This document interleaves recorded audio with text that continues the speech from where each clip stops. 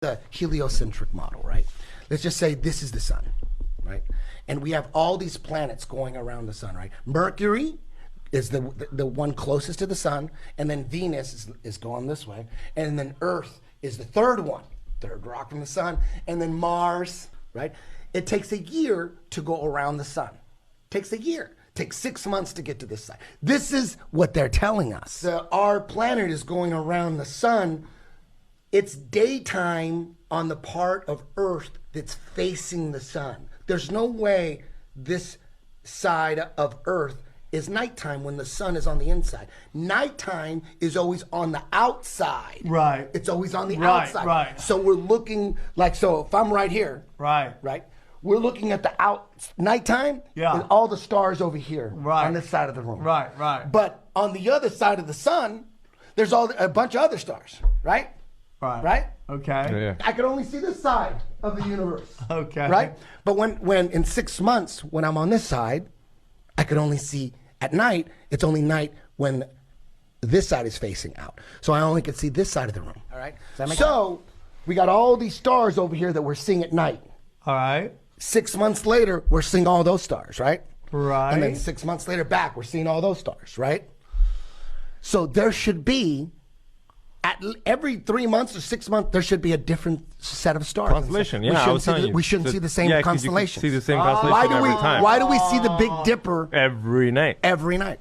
Yes. Werner von Braun was Hitler's right-hand man. He was his rocket scientist, and after World War II, the United States took about 1,200 Nazi scientists, including Operation Paperclip. They took all these Nazi scientists, and they took Werner von Braun. And he's the head of NASA. Yeah, he people don't realize that. directed all 6 moon missions. And when he died, he had cancer for about a couple years before he died. And when he got cancer, during the last 4 years of his life, he hired this woman, Dr. Carol Roslin, and she was his assistant, his prepared speeches for him for 4 years. And you could go on YouTube and hear her talk about this all the time.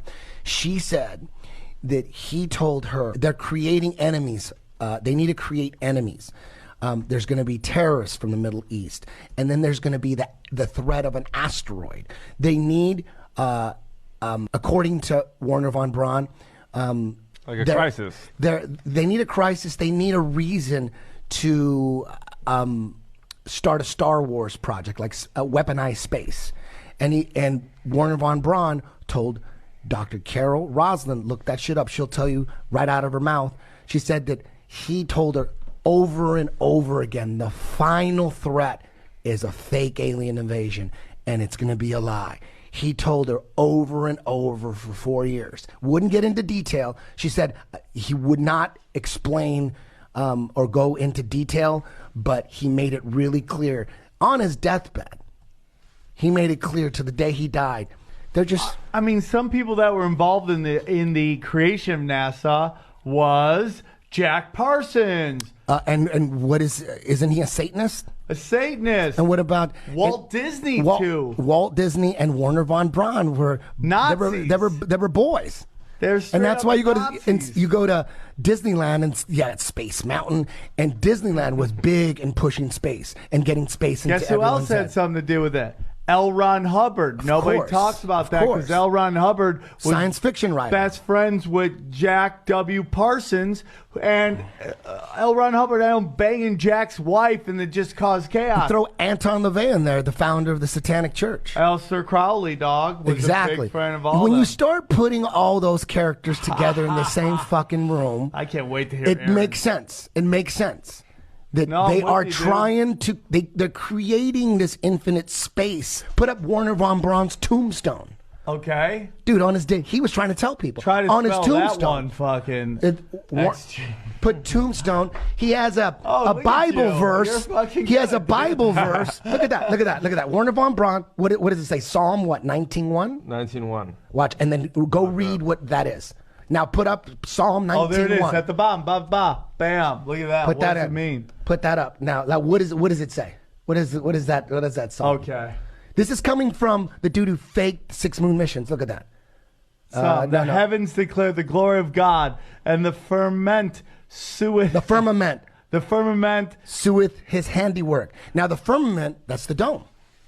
That's what separates the heavens from earth, or the waters from above and the waters from below. That's the firmament. That's the dome. That's when flat earthers believe in a dome. They're actually talking about the firmament. Shut up, dude. That was on Werner von Braun's tombstone. Get the fuck out of here, right? Look at that. Dude. Shut up. The heavens declare the glory of God, and the firmament sheweth his handiwork. That's what Werner von Braun put on his tombstone? Get the fuck out of here. That's a deathbed confessional right there. That's a death... The guy who faked 6 moon missions, dude, put that shit on his tombstone. Oh my God. Is a structure above a... conceived as a vast solid dome. And that's what Werner von Braun put on his tombstone, dude. Come on. Aaron, that looks like the fucking Hollywood There's an underworld too. There's an underworld right there. They're lying to us about space, man.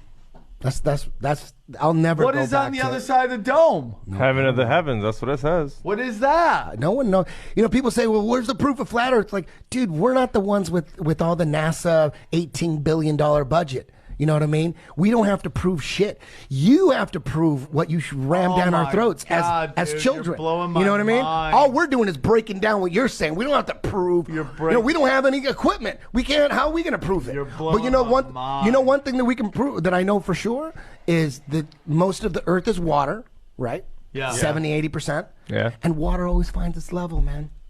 The only thing that's holding them together is the theory of gravity. No proof. All that's proof is this is more dense than the medium around it. What about a helium balloon? Helium balloon ain't gonna go down. It goes up. But it defied gravity? No. Helium is less dense than the air around it, so it rises. You drop a boulder in the ocean, it sinks right to the ground. You drop a beach ball in the ocean, it stays right there at the top. Air in that ball is less dense than the water. Gravity is so strong that it's holding oceans stuck to a ball, but it can't hold a fucking helium balloon. Water always finds its level, and water always conforms to the interior of a container, not the exterior of a container. So all that, like we're on a ball and the oceans are conforming to the outside of the ball, and then there's this mystical, magical, powerful force, gravity, holding it together. So wait a minute, we got inertia that's trying to fling the water off the ball as it spins 1,000 miles an hour, but then the gravity is fighting. There's a battle between the inertia and the gravity, but there's no sign of this battle.